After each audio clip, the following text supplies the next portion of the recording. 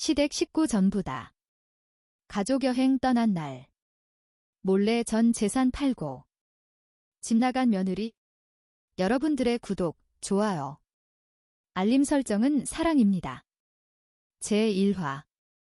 제 인생의 방향을 틀어버린 한마디. 며느리는 가족이 아니잖아. 싸움도 아니었고 화를 낸 것도 아니었습니다.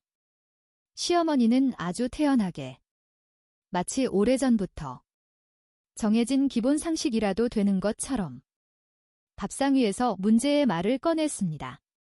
며느리는 말이야, 아무리 오래 살아도 결국 가족은 아니잖아.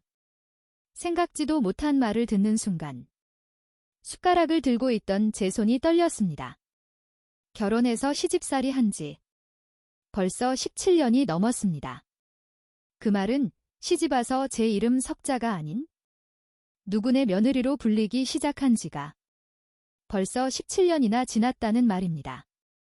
그 사이 아이 둘을 낳았고 시부모님 병원비를 대신 내고 명절이면 새벽부터 일어나 전 부치고 밤늦게까지 설거지를 하면서도 저는 단 한 번도 내가 왜 이 집에서 이러고 있지? 라는 푸념을 입 밖으로 낸 적이 없었습니다. 그런데 그 모든 시간과 수고들이 시어머니의 그 말 한마디로 순식간에 물거품이 되는 듯 했습니다. 황당한 저는 남편을 슬쩍 바라봤지만 그의 표정엔 별다른 기색이 없었습니다. 둔한 건지 미련한 건지 시어머니 눈치를 보는 듯하며 그저 밥그릇만 축내고 있었습니다. 남편의 그런 행동과 침묵이 그날 아침 저를 가장 아프게 찔렀습니다. 시댁 가족여행, 그리고 나 혼자 남겨진 집. 며칠 뒤 시댁 식구들 단체 톡방에 메시지가 하나 올라왔습니다. 이번에 다 같이 제주도 여행 가자. 간만에 가족여행 한번 가봅시다. 그 다음 시어머니의 답톡이 바로 이어졌습니다. 며느리는 애들 학교도 있고 하니 집 보고 있는 게 낫겠다. 시어머니의 톡에 아무도 대꾸를 하지 않았습니다. 저는 그 순간 자연스럽게 빠지는 사람이 됐습니다. 마치 처음부터 포함될 자격이 없었던 것처럼 말입니다. 공항에서 찍은 사진과 렌터카 앞에서 웃고 있는 사진, 바닷가에서 손을 흔드는 시어머니 얼굴이 가족들 단톡방에 계속 올라왔습니다. 저는 텅 빈 집에서 아이들 방 이불을 하나씩 털며 조용히 혼잣말을 했습니다. 그래, 난 가족이 아니니까.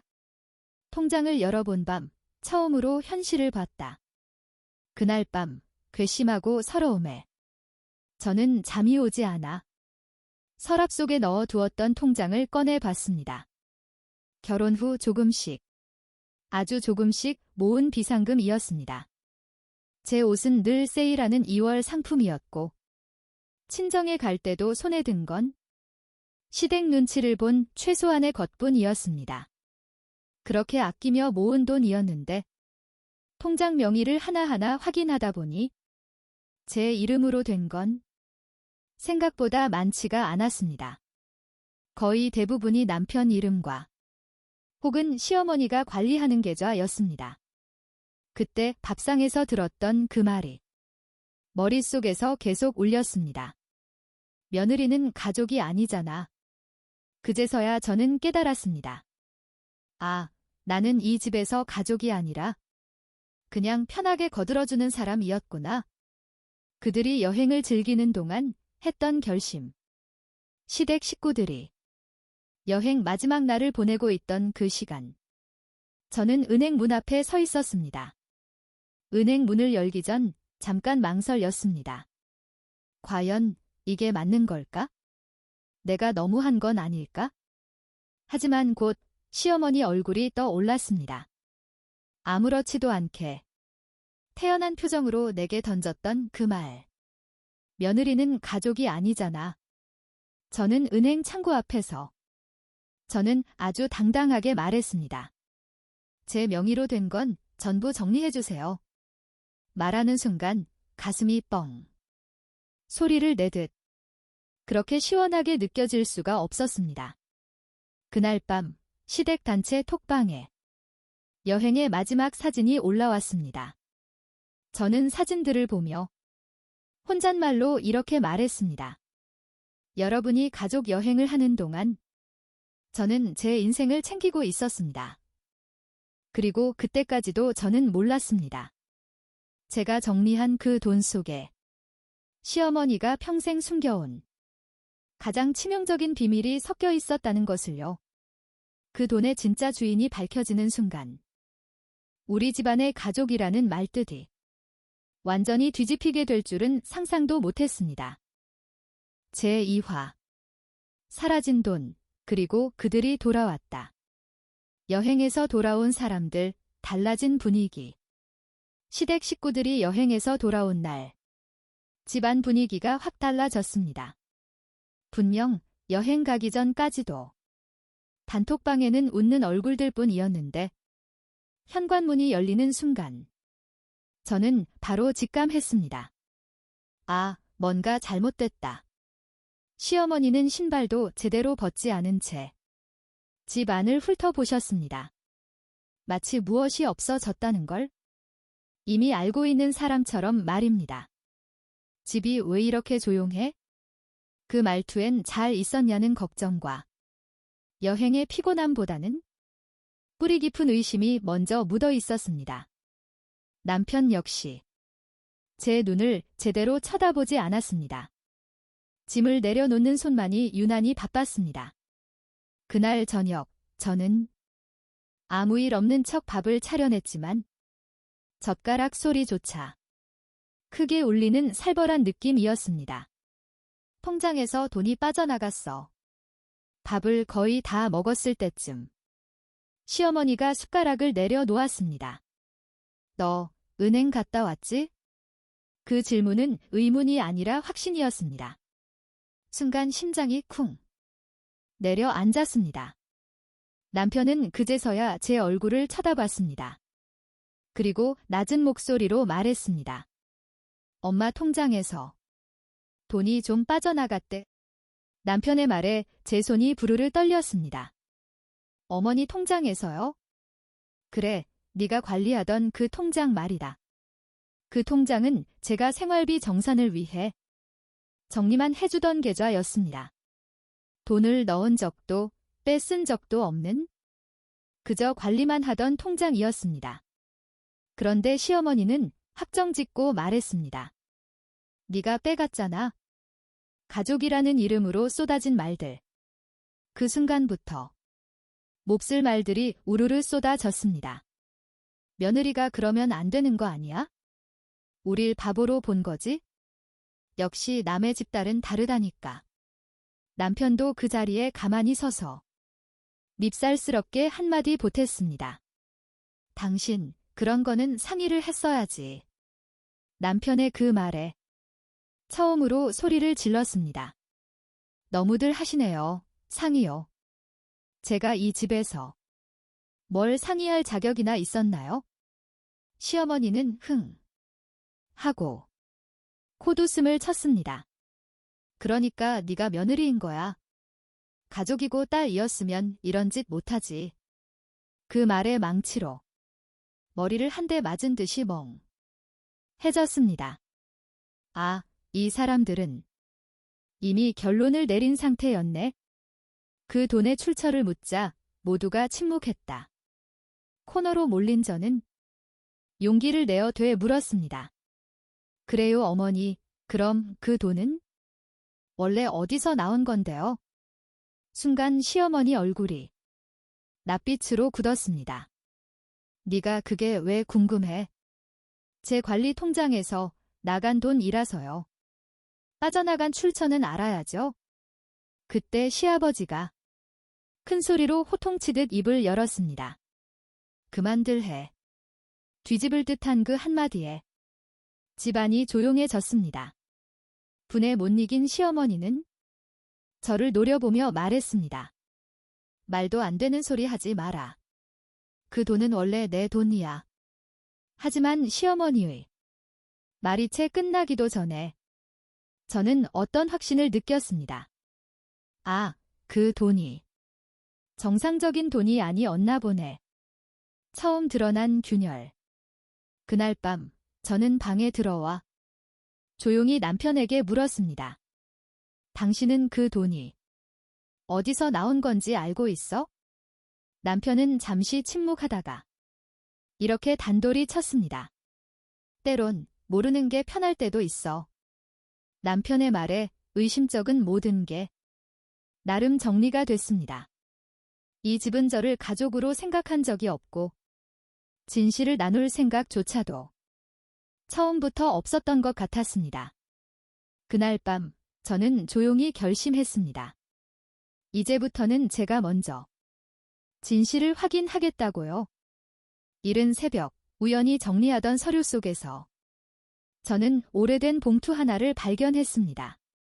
봉투 겉면에는 제 이름이 아닌 시어머니 이름이 적혀 있었고 안쪽에는 제가 처음 보는 차명 계좌 내역서가 들어 있었습니다.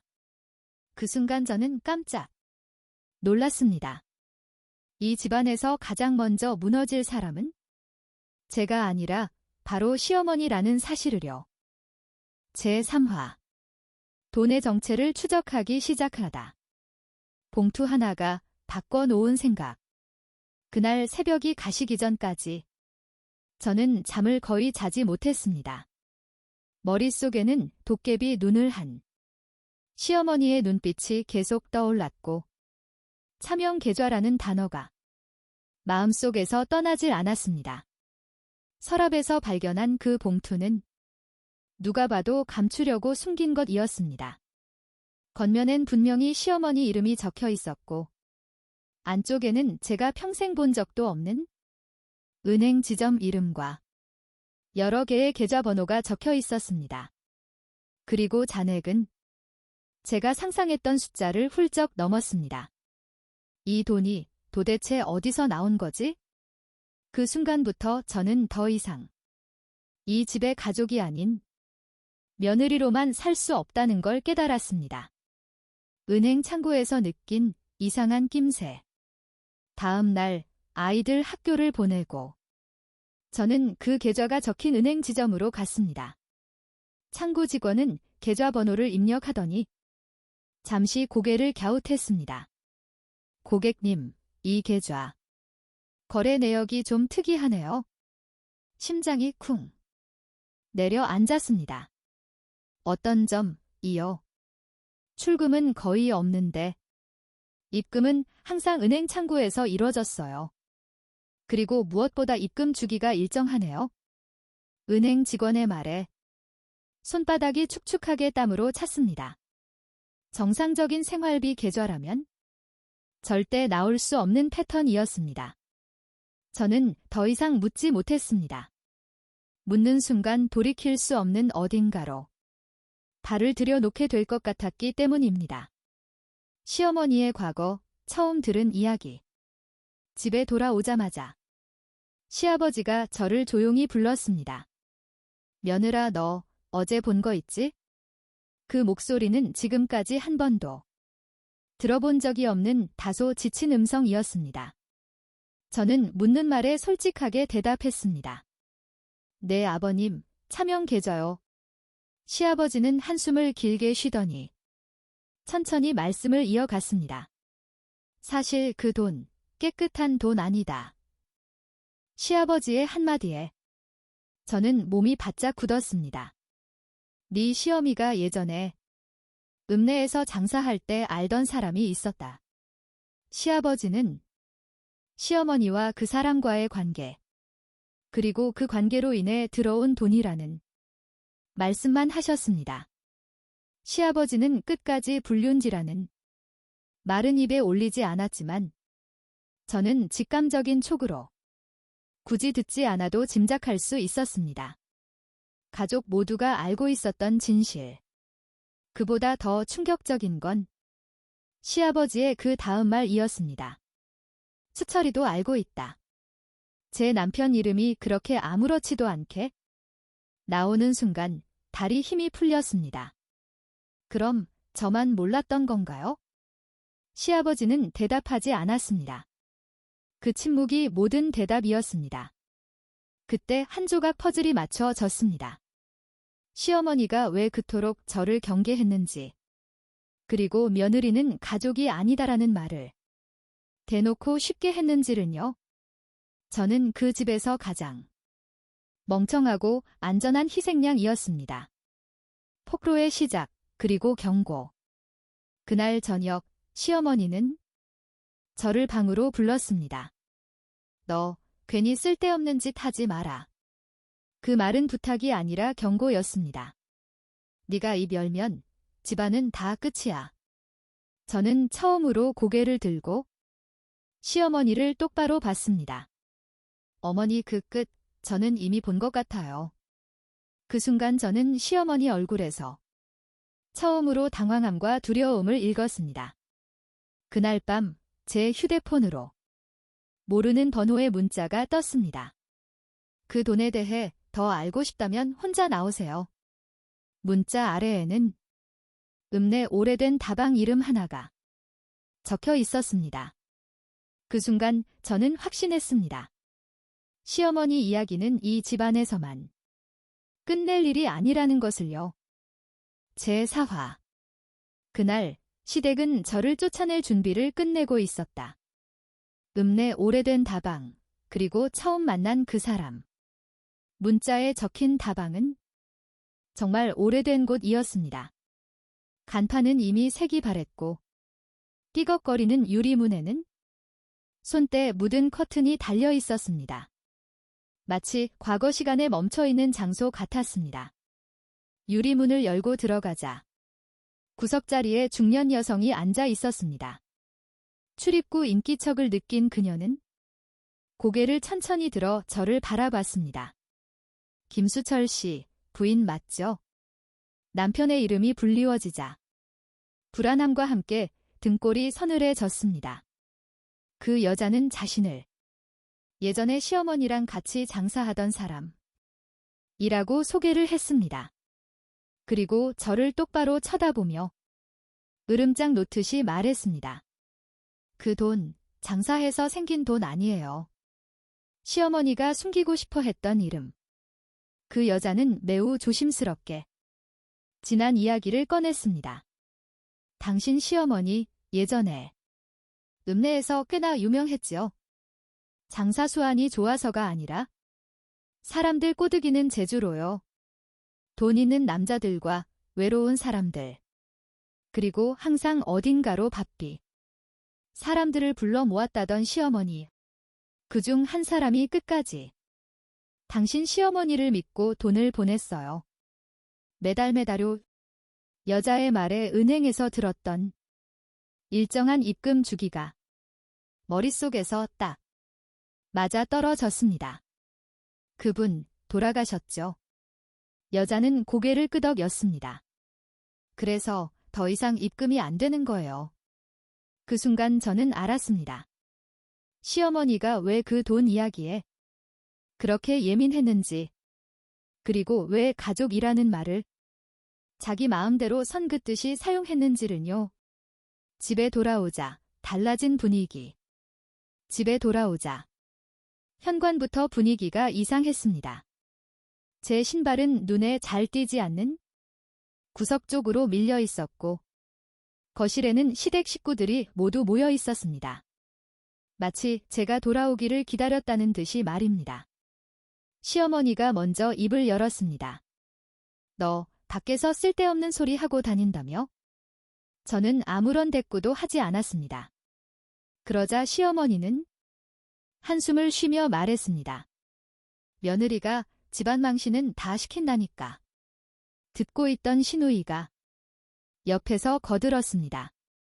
엄마, 이 정도면 우리 집에 계속 떠선 안 되는 거 아니에요? 시누이의 말은 이미 결론이 내려진 회의의 끝을 보는 것 같았습니다. 며느리를 고립시키는 방식. 그날 밤 남편은 결혼 후 처음으로 제게 폭풍 같은 화를 냈습니다. 왜 가만히 있질 못해? 가만히요. 당신 가족이 저한테 무슨 짓을 하고 있는 줄은 아세요? 남편은 고개를 세차게 저었습니다. 문제는 당신이 만들고 있어. 남편의 말에 저는 가슴이 철렁 내려앉았습니다. 아, 이 사람은 끝까지 시어머니 편이다. 다음 날부터 시댁 식구들은 노골적으로 저를 배제하기 시작했습니다. 밥상머리에서도, 일상의 대화 속에서도, 심지어 아이들 이야기에서까지도요. 저는 이 집안에 같이 있으면서도 없는 사람 취급을 받았습니다. 결정타, 그리고 제 선택. 결정적으로 어이없었던 일은 그날 저녁이었습니다. 시어머니가 웬 서류 봉투를 제 앞에 툭 던졌습니다.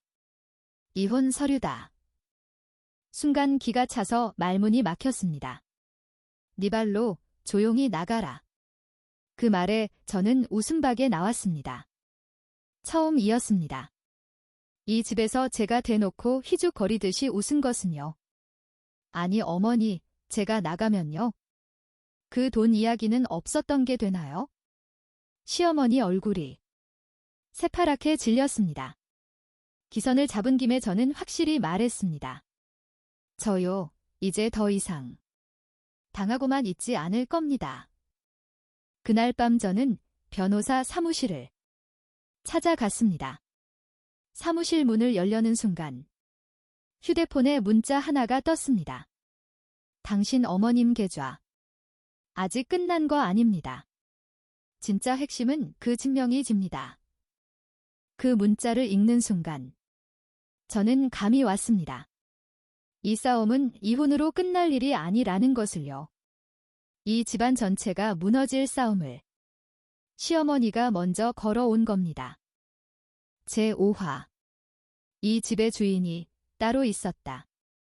변호사 사무실에서 들은 믿을 수 없는 말. 상담을 마친 후 변호사 사무실. 문을 닫고 나오는 순간 다리 힘이 풀려서 잠시 복도 의자에 앉아야 했습니다. 머릿속에서는 변호사의 말이 계속 맴돌았습니다. 그 진명이 시어머니 명의가 아닙니다. 변호사의 말은 너무도 조용하게 나왔는데 제 귀에는 탄산음료 터지는 소리처럼 들렸습니다. 공동 명의도 아니고 아예 다른 사람 이름으로 되어 있습니다. 저는 초점 없는 눈으로 무의식적인 질문을 했습니다. 혹시 제 남편인가요? 변호사는 고개를 가로저었습니다. 아니요, 시아버지라는 분. 단독 명의입니다. 사실 시아버지는 법적으론 시어머니와 부부가 아닙니다. 사실혼 관계입니다. 듣는 순간 저는 기가 막혔습니다. 며느리는 가족이 아니다라는 말의 진짜 이유. 그제서야 희미한 기억들이 생각나기 시작했습니다. 왜 시어머니가 집 이야기만 나오면 그렇게 예민했는지, 왜 항상 기 집은 내가 지킨 집이라고 악착같이 노고를 셀프 칭찬했는지는요. 법적으로는 그 집이 시어머니 것이 아니었기 때문이었습니다.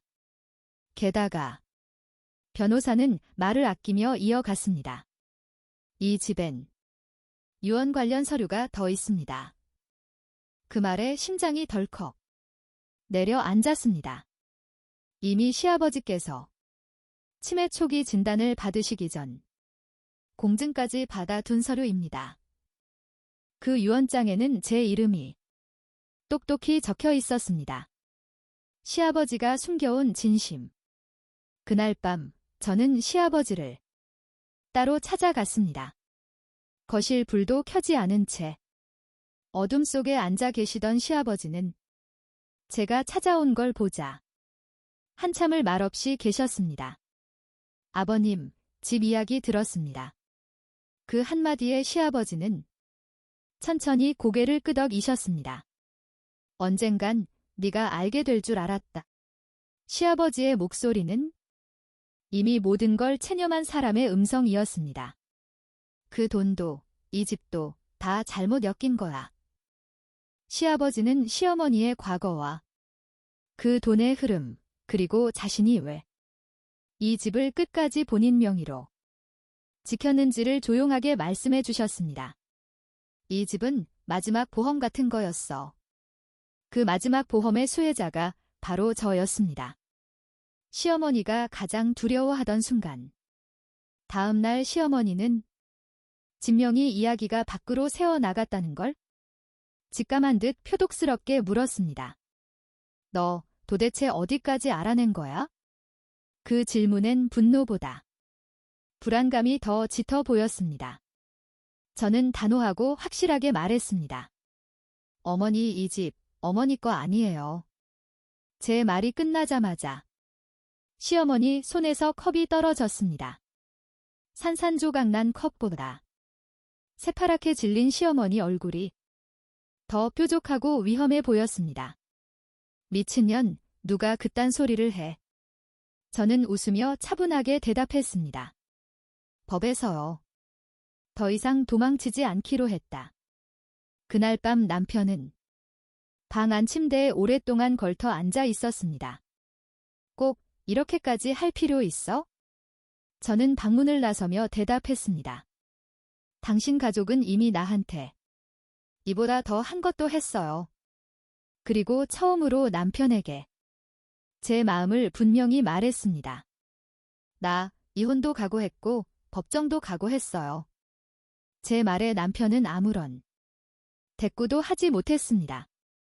며칠 뒤 법원 등기 우편이 집으로 도착했습니다. 봉투를 뜯자 제 눈에 들어온 문구는 딱 하나였습니다. 주택 소유권 관련 법적 분쟁 개시 통보. 그 순간 시어머니의 요괴 같은 비명이 집 안을 찢었습니다. 이 집 내 거야. 하지만 저는 속으로 조용히 말했습니다. 아니요, 어머니, 이제부터 진짜 주인이 드러날 시간입니다. 제6화 세상 밖으로 나간 말. 법원 등기 우편 한 통. 법원 등기 우편이 도착한 날. 집 안 공기는 숨쉬기 힘들 만큼 무거웠습니다. 시어머니는 봉투를 뜯자마자 그 자리에 주저앉아 대성통곡을 했습니다. 아이고, 이게 무슨 소리냐. 며느리가 법원에 뭔 소리를 했나 보네. 그동안 이 집에서 가장 큰 소리 치던 사람. 모든 결정은 자기 뜻대로 된다고 믿던 사람. 바로 그 사람이 난생 처음으로 상황을 이해하지 못한 억울한 얼굴을 하고 있었습니다. 저는 말없이 그 모습을 보고만 있었습니다. 연민은 털끝만큼도 없었습니다. 그저 이제 시작이구나. 그 생각뿐이었습니다. 생각보다 빠른 소문. 이상한 일은 그 다음 날부터 벌어졌습니다. 동네 마트에서 평소보다도 사람들의 시선이 유난히 따갑게 느껴졌습니다. 아이고, 그 집 시어머니 말이야. 소근소근 귓속말이 제 뒤를 졸졸 따라 다녔습니다.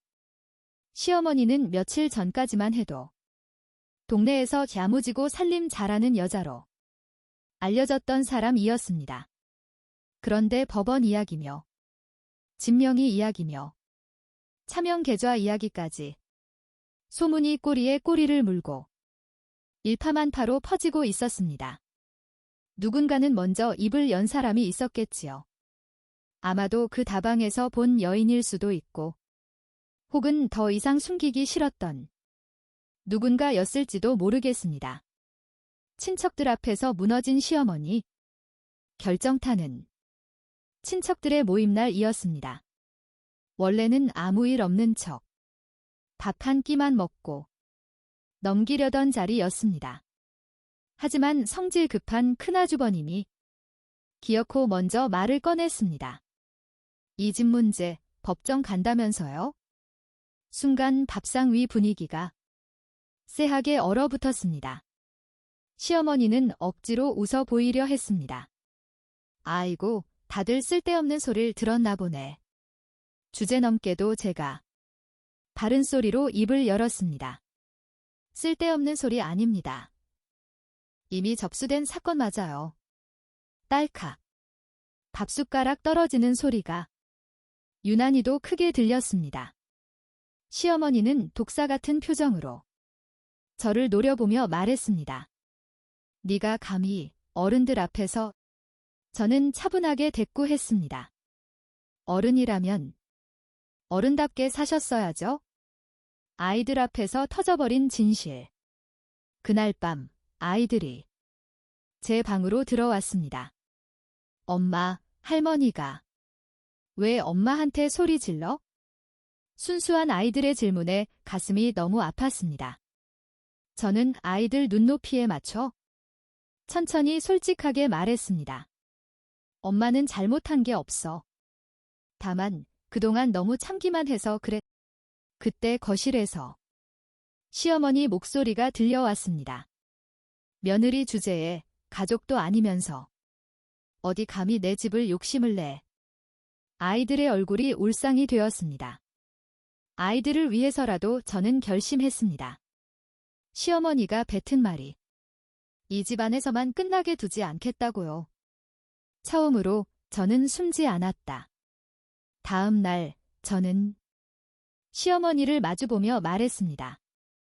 어머니 어제 그 말 아이들 앞에서도 하실 수 있어요? 시어머니는 잠시 말을 잇지 못했습니다. 며느리는 가족이 아니라면서요? 그럼 아이들 엄마는 뭐죠? 그 질문에 아무도 대답을 하지 못했습니다. 옆에 있던 남편조차 못 들은 척 고개를 숙였습니다. 그날 이후 시어머니의 말투는 눈에 띄게 달라졌습니다. 고함 대신 불안을, 명령 대신 초조함이 묻어났습니다. 서열 권력이 무너지기 시작한 신호였습니다. 시어머니의 마지막 카드. 며칠 뒤 시어머니는 자기 친정 쪽 친척들을 불러 모았습니다. 며느리가 내 집을 뺏으려 한다. 그 말은 여전히 자신이 피해자라는 프레임이었습니다. 하지만 이번엔 달랐습니다. 저는 준비해둔 서류를 조용히 꺼냈습니다. 집 등기부 등본과 계좌 내역서, 그리고 변호사 의견서. 마지막으로 이 말은 전달했습니다. 저는 뺏으려는 게 아니라 제 걸 되찾는 겁니다. 그날 밤 시어머니는 혼자서 울고 있었습니다. 그리고 그 모습을 본 시아버지가 처음으로 결정적인 말을 꺼냈습니다. 그만하고 이제 법정에서 다 정리하자. 그 순간 저는 알아들었습니다. 시어머니는 더 이상 숨을 곳이 없다는 것을요. 제7화. 남편은 끝까지 어머니 편. 아버님의 증언, 그리고 흔들리는 집안. 시아버지가 법정에서 다 정리하자고 말한 날 이후 집안은 겉으로는 조용했지만 속은 완전히 풍비박산 나 있었습니다. 시어머니는 하루 종일 방에서 나오지 않았고 전화 통화 소리만 문틈 사이로 간간히 흘러나왔습니다. 아니야, 그건 사실이 아니야. 내가 그런 사람으로 보이니? 변명과 부정이 뒤섞인 애가 타는 목소리였습니다. 시아버지는 그날 이후 말수가 급격히 줄었습니다. 대신 서류를 하나하나씩 정리하기 시작했습니다. 오래된 통장과 부동산 서류, 그리고 제가 본 적 없는 계약서들. 그 모습은 마치 오래 미뤄둔 방학 숙제를 개학날 전날에야 급하게 하는 모습과도 같았습니다. 남편에게 기대했던 단 한 가지. 저는 그날 밤 남편을 불러 앉혔습니다. 이제는 당신이 선택해야 해. 남편은 고개를 숙인 채 말없이 손만 만지작거렸습니다. 당신이 어머니 편에 설 건지 아니면 아이들 엄마 편에 설 건지. 제 말은 협박도 구걸도 아니었습니다. 17년 이상 동안 단 한 번도 제대로 받아본 적 없는 선택을 대놓고 요구한 것뿐이었습니다. 잠시 침묵이 흘렀고 남편은 이렇게 말했습니다. 엄마도 불쌍하잖아. 그 말을 듣는 순간 가슴이 쿵 내려앉았습니다. 자기 엄마만 불쌍해? 저는 조용히 되물었습니다. 그럼 나는, 아이들은? 남편은 쉽사리 고개를 들지 못한 채 말했습니다. 그래도 지금은 엄마가 제일 힘들어 보여. 그 대답으로 모든 게 정리됐습니다. 이 사람은 내 남편이 아니라 시어머니의 영원한 아들이었습니다. 저는 울지 않았습니다. 이상하게도 눈물이 나지 않았습니다. 그 대신 마음속이 텅 빈 느낌이 들었습니다. 아이들 앞에서 드러난 아버지의 민낯. 며칠 뒤 아이들 학교에서 상담 전화가 왔습니다. 요즘 지수가 불안해 보여서요. 어머니, 그날 저녁 아이들은 조심스럽게 물었습니다. 아빠는 할머니 편이야? 아이들의 질문에 남편은 아무 대답도 하지 못했습니다. 그 침묵이 아이들에게는 말없는 대답이었습니다. 지수가 조용히 말했습니다. 그럼 우리는 가족 아니네? 그 말을 듣는 순간 남편 얼굴이 처음으로 일그러졌습니다. 하지만 이미 때는 늦었습니다. 시어머니의 마지막 발악. 시어머니는 상황이 불리해지자 갑자기 태도를 바꿨습니다. 며느라, 다 내 잘못이다. 눈물을 흘리며 연약한 척을 했고 친척들 앞에서는 완전히 다른 사람이 되었습니다. 우리 며느리가 너무 예민해서 그 말에 고개를 끄덕이는 사람도 있었습니다. 하지만 이번엔 저 혼자가 아니었습니다. 시아버지가 처음으로 시어머니 말을 끊었습니다. 이제 그만해, 이미 다 끝났어. 그 한마디에 시어머니는 말을 잇지 못했습니다. 그날 밤 저는 짐을 싸기 시작했습니다. 아이들 옷과 서류, 그리고 제 이름으로 된 통장. 남편이 뒤늦게 다가와 물었습니다. 정말 나갈 거야? 저는 고개를 끄덕였습니다. 이 집에서 당신은 남편이 아니었고 나는 가족이 아니었으니까. 그 말에 남편은 급했는지 제 손을 황급히 잡았습니다. 조금만 더 기다려주면. 저는 그의 손을 조용히 뿌리쳤습니다. 17년을 넘게 기다리기만 했어요. 집을 나서기 전 시아버지가 제게 봉투 하나를 건넸습니다. 법정에 이걸 제출해라. 봉투 안에는 시어머니 명의가 아닌 결정적인 자금 흐름 증거와 증인 진술서 초안이 들어 있었습니다. 그리고 시아버지는 이렇게 말했습니다. 이제 네가 가족이다. 그 순간 저는 알았습니다. 법정에서 모든 거짓이 하나씩 벗겨질 거라는 것을요. 제8화 벗겨진 가족이라는 가면. 법원 현관을 들어 서자마자 차가운 공기가 폐 깊숙이 들어왔습니다. 법정에 들어서는 순간 다리가 심하게 후들거렸습니다. 아이들 손을 꼭 잡고 한 발 한 발 법정으로 향했습니다. 고개를 들자 앞자리에 시어머니가 앉아 있었습니다. 검은 옷과 굳게 담은 입술, 그리고 여전히 자신을 피해자라고 믿는 매서운 눈빛. 남편은 그 옆에 앉아 있었지만 제 쪽은 단 한 번도 보지 않았습니다. 그 모습에 가슴이 아팠지만 이번엔 뒤돌아서지 않기로 했습니다. 첫 번째 증언, 시아버지. 재판장이 증인을 부르자 시아버지가 천천히 앞으로 나갔습니다. 선서하십시오. 그 순간 시아버지 손이 미세하게 떨렸습니다. 그리고 입을 열었습니다.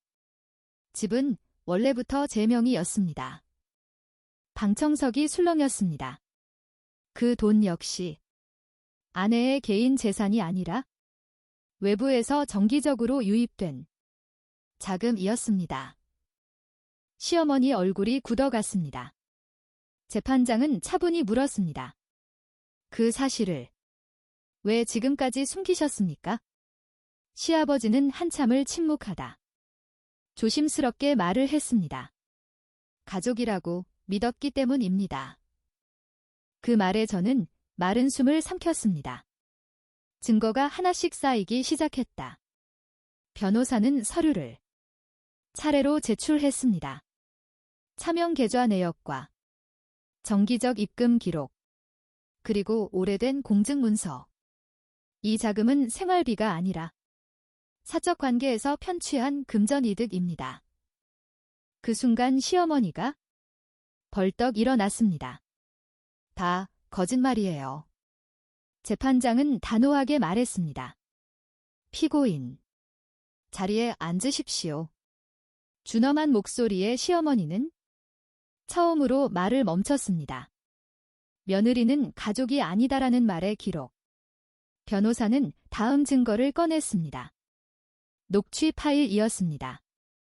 시어머니 목소리가 법정에 울려 퍼졌습니다. 며느리는 가족이 아니잖아. 남의 집딸이지. 그 말을 듣는 순간 방청석에서 짧은 탄식이 흘러나왔습니다. 재판장은 시어머니를 바라보며 물었습니다. 이 발언 본인 맞습니까? 시어머니는 입을 떼지 못했습니다.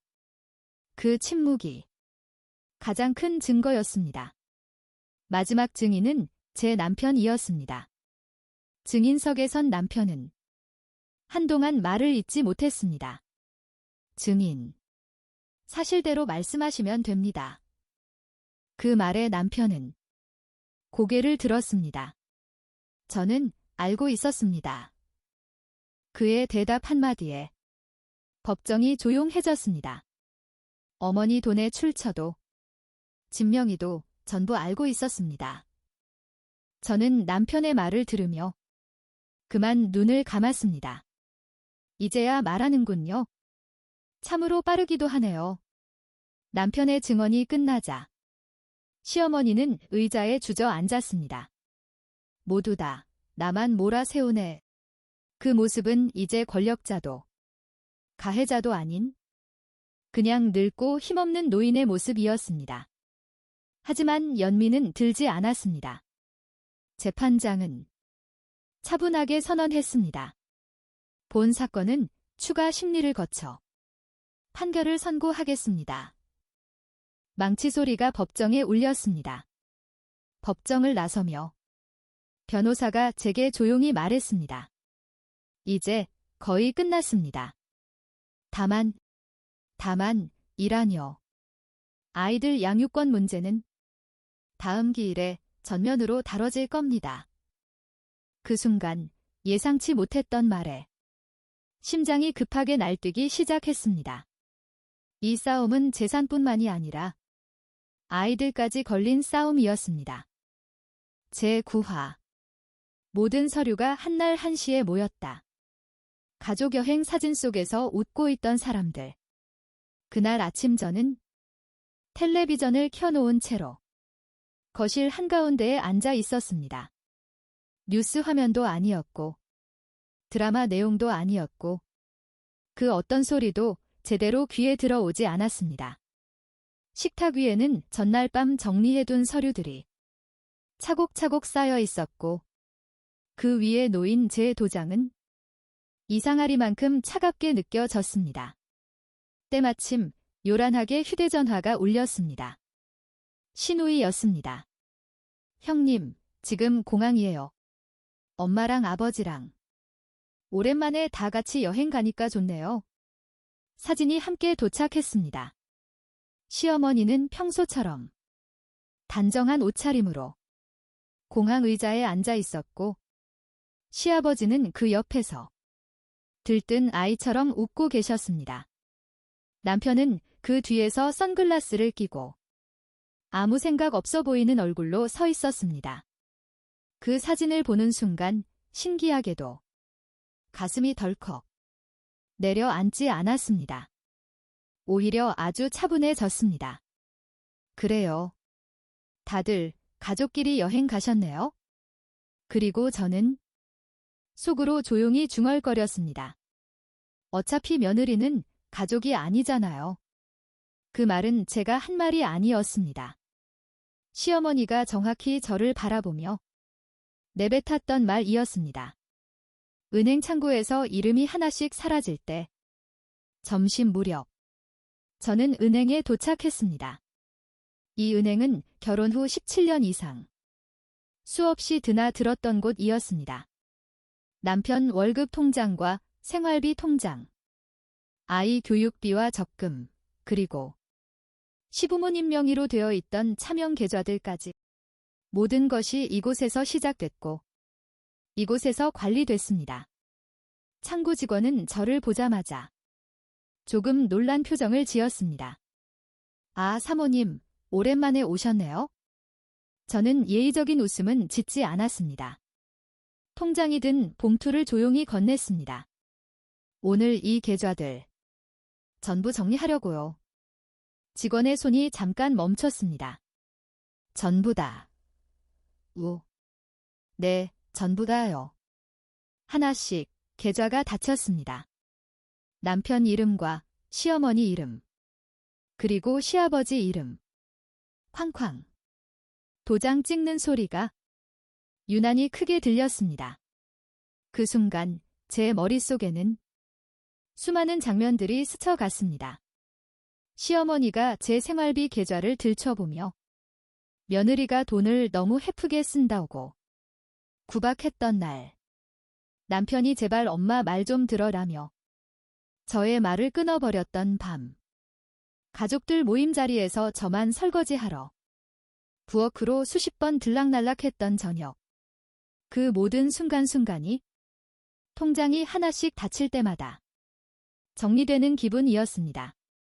직원은 마지막 서류를 정리하며 조심스럽게 질문했습니다. 사모님 혹시 가족분들께는 말씀하신 거죠? 저는 잠시 침묵하다가 이렇게 대답했습니다. 가족요? 아니요, 저는 가족이 아니라서요. 부동산에서 밝혀진 진짜 명의. 은행을 나와 곧장 부동산으로 갔습니다. 그 집은 겉으로 보기엔 시부모님 명의였습니다. 그러나 계약서의 구석, 추가 특약난과 대출 보증 서류에는 모두 다 제 이름이 들어가 있었습니다. 결혼 초 시어머니는 이렇게 말했었습니다. 며느리 이름으로 하면 나중에 복잡해져서 안 돼.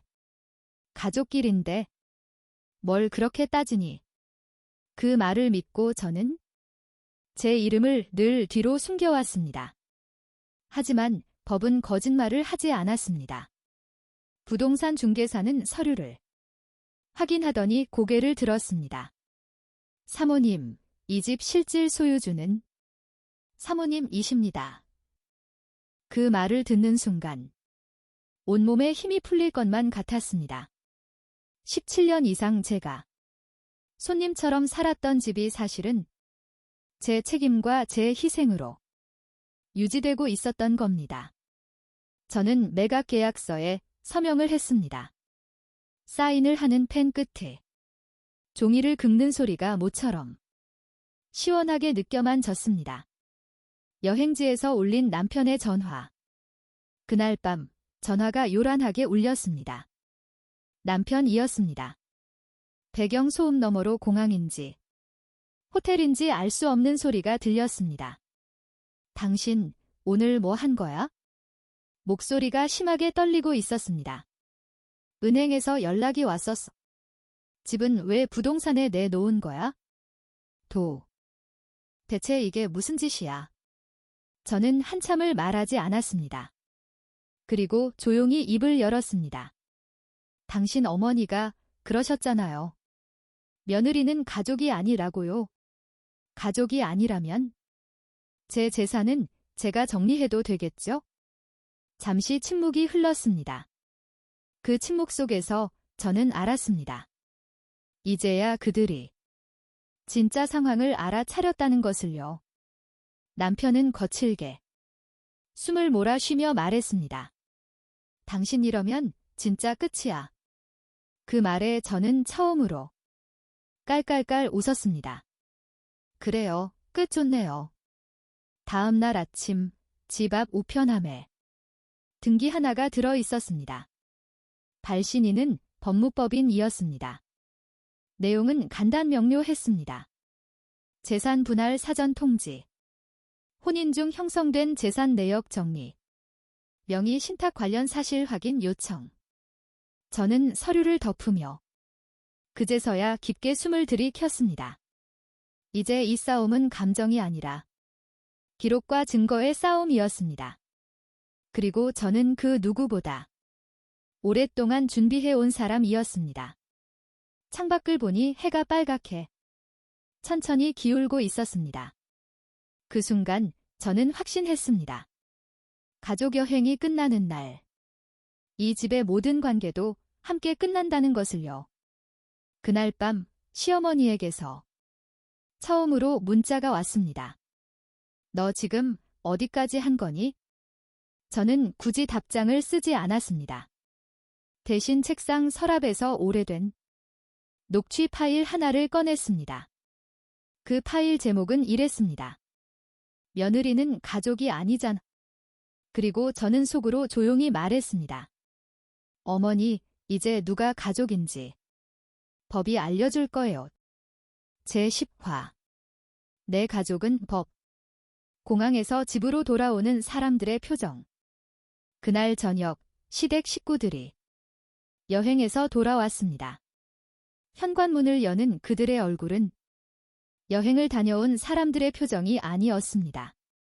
시어머니는 입술을 꼭 다문 채 아무 말도 하지 않았고, 시아버지는 소파 의자에 앉아 한숨만을 반복했고, 남편은 전화기를 손에서 내려놓지 못한 채 계속 누군가에게 무언가를 확인하고 있었습니다. 그들은 아직도 몰랐습니다. 이미 모든 것이 되돌릴 수 없는 지점까지 와 버렸다는 사실을요.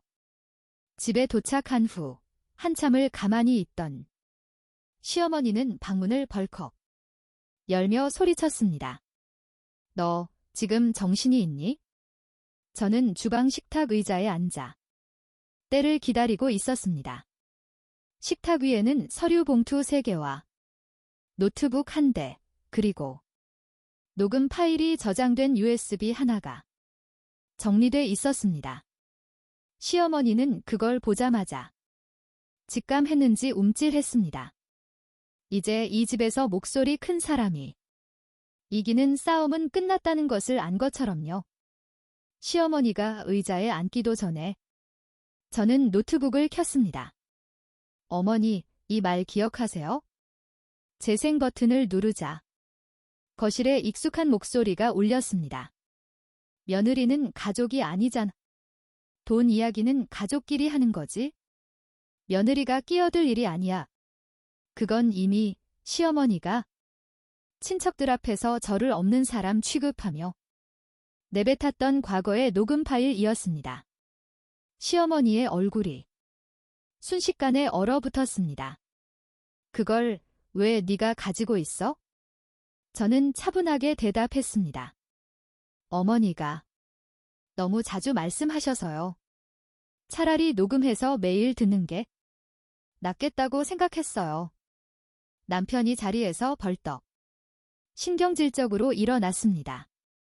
당신 그거 일부러 몰래 녹음한 거야? 몰래. 저는 글을 올려다보며 말했습니다. 이 집에서 제가 몰래 한 게 단 한 번이라도 있었나요? 늘 대놓고 무시당하기만 했죠. 저는 서류 봉투를 하나씩 열었습니다. 첫 번째, 예금 계좌 정리 내역. 결혼 17년 이상. 제 월급과 적금이 들어간 계좌 총 7개. 모두 제 명의로 환원 완료. 두 번째, 부동산 실소유 증빙 자료.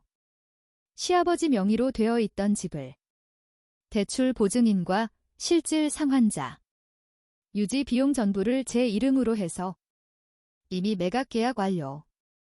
시어머니는 온몸을 부들부들 떨기 시작했습니다. 그 집은 내 거야. 저는 서류 한 장을 탁 소리 나게 내려놓았습니다. 아니요, 그 집은 제가 며느리라서 이름만 빼고 다 책임진 제 집이에요. 세 번째, 혼인 중 형성된 재산 정리표. 남편 명의 보험과 시부모님 생활비와 여행 경비, 그리고 친척 경조사비. 전부 다 제가 부담. 남편은 그제서야 아무 말도 하지 못했습니다. 시어머니는 잠시 침묵하다가 마지막으로 이렇게 말했습니다. 그래도 너는 며느리야. 이혼하면 아무것도 아니잖아. 그 말에 저는 천천히 USB를 꽂았습니다. 네, 맞아요.